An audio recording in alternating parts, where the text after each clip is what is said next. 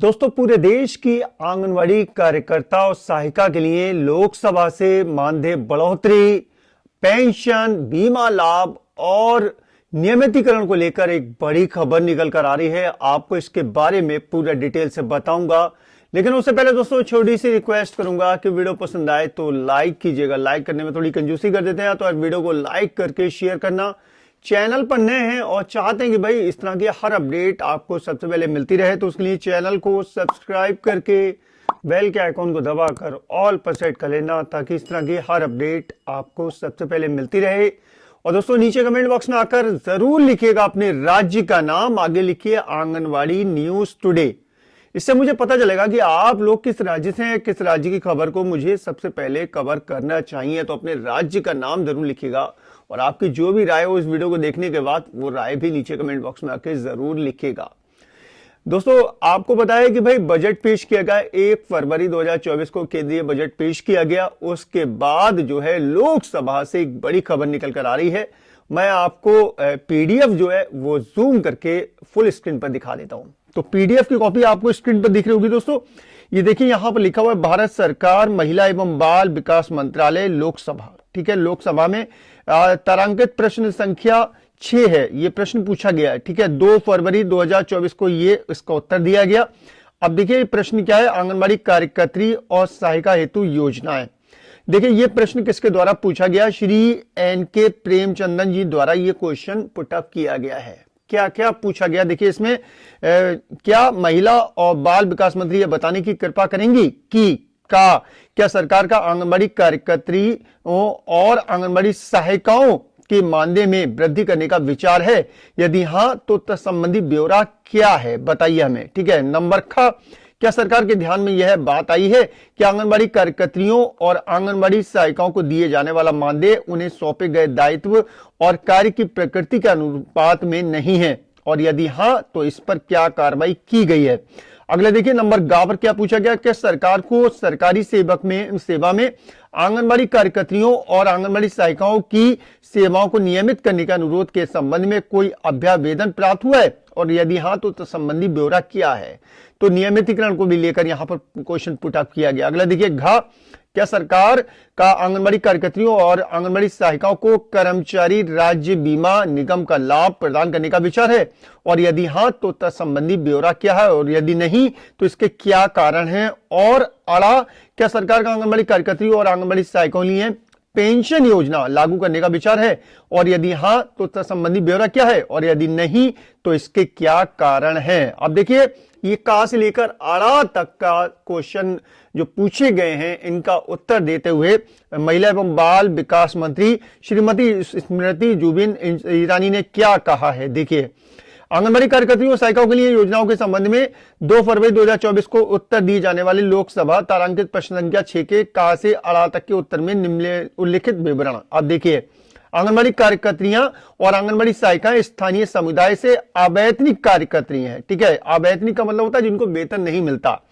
जो समुदाय की मदद के लिए बाल देखभाल और विकास के क्षेत्र में अपनी सेवाएं प्रदान करने के लिए आगे आती हैं। इसके लिए उन्हें मानदेय दिया जाता है। ठीक है, वेतन नहीं दिया जाता, क्या दिया जाता? मानदेय दिया जाता है। भारत सरकार समय समय पर आंगनबाड़ी कार्यकर्त्रियों और आंगनबाड़ी सहायिकाओं का मानदेय बढ़ाती है। ये बात हाईलाइट कर रखी है इन्होंने। दिनांक 1 अक्टूबर 2018 से भारत सरकार ने मुख्य आंगनबाड़ी केंद्रों में आंगनबाड़ी कार्यकर्त्रियों का मानदेय 3,000 रुपए से बढ़ाकर 4,500 रुपए, इसी तरीके से रुपए प्रतिमाह लघु आंगनबाड़ी केंद्रों की आंगनबाड़ी कार्यकर्त्रियों का मानदेय 2250 से बढ़ाकर 3500 रुपए, इसी तरीके से आंगनबाड़ी सहायिकाओं का मानदेय 1500 रुपए प्रतिमाह से बढ़ाकर 2250 रुपए प्रतिमाह कर दिया है, और आंगनबाड़ी सहायिकाओं के लिए निष्पादन से जुड़े प्रतिमाह 250 रुपए तथा आंगनबाड़ी कार्यकर्त्रियों के लिए 500 रुपए के प्रोत्साहन की शुरुआत की गई है। इसके अतिरिक्त राज्य संघ राज्य क्षेत्र अपने स्वयं के संसाधनों से इन कर्मियों को अतिरिक्त मौद्रिक प्रोत्साहन मानदेय का भुगतान भी कर रहे हैं, जो अलग अलग राज्यों में अलग अलग है। राज्यों संघ राज्य क्षेत्रों द्वारा प्रदान किया गया अतिरिक्त मानदेय, यहाँ पर इन्होंने नीचे पूरा सारणी बना के दे दिया कि भाई किस राज्यों और संघ राज्य क्षेत्रों में कितना मानदेय दिया था, उसका जो है सारणी बना दी नीचे। वर्तमान में आंगनबाड़ी कार्यकर्त्री आंगनबाड़ी सहायिकाओं का मानदेय बढ़ाने का कोई प्रस्ताव विचाराधीन नहीं है। यानी कि केंद्र सरकार ने क्लियर कर दिया, अभी हमारे पास कोई विचार नहीं है, हम नहीं करते विचार। हम विचार दिन नहीं है मानदेय बढ़ाने के लिए। आगे देखिए, आंगनबाड़ी कार्यकर्त्री और सहायिकाओं को प्रोत्साहन करने और बढ़ावा देने की दृष्टि से निम्नलिखित सहित विभिन्न कदम पहले की गई हैं। तो बहुत सारे कदम उठाए गए, उसके बारे में इन्होंने हाईलाइट कर रखा है। पदोन्नति, मंत्रालय द्वारा जारी सक्षम आंगनबाड़ी और पोषण 2.0 दिशा निर्देश के अनुसार आंगनबाड़ी कार्यकर्तियों के लिए पदोन्नति के अवसरों को बढ़ाया गया है। आंगनबाड़ी कार्यकर्तियों के 50% पद 5 वर्ष के अनुभव प्राप्त आंगनबाड़ी सहायिकाओं की पदोन्नति से भरे जाएंगे और पर्यवेक्षकों के 50% पद 5 वर्ष के अनुभव प्राप्त आंगनबाड़ी कार्यकर्तियों की पदोन्नति से भरे जाएंगे, बशर्ते कि वे अन्य मापदंड पूरी करती हों। आगे देखिए, नंबर 2 पर छुट्टी, इन्हें 180 दिन के मातृत्व अवकाश की सवेतन छुट्टियों की अनुमति भी दी गई है। साथ ही 20 दिन का वार्षिक छुट्टियां भी स्वीकार्य हैं। ठीक है। नंबर 3 पर वर्दी के बारे में बताया। आंगनबाड़ी कार्यकर्तियों और आंगनबाड़ी सहायिकाओं को 2 सेट वर्दी, जिसमें साड़ी सूट प्रति वर्ष देने का प्रावधान है। नंबर 4 पर बताया, सामाजिक सुरक्षा बीमा स्कीम 18 से 50 वर्ष की आयु की आंगनबाड़ी कार्यकर्ती और आंगनबाड़ी सहायिकाओं को प्रधानमंत्री जीवन ज्योति बीमा योजना के तहत 2 लाख रुपए की जीवन सुरक्षा के लिए और 18 से 59 वर्ष के आयु वर्ग की